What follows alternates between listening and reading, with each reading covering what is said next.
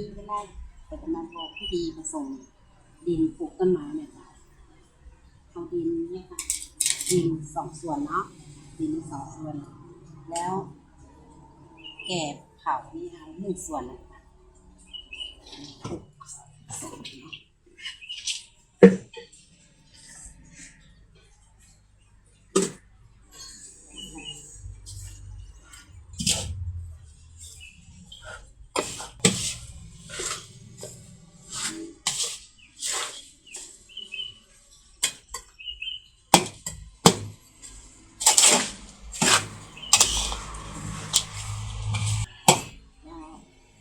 นี่เราก็ได้ดิน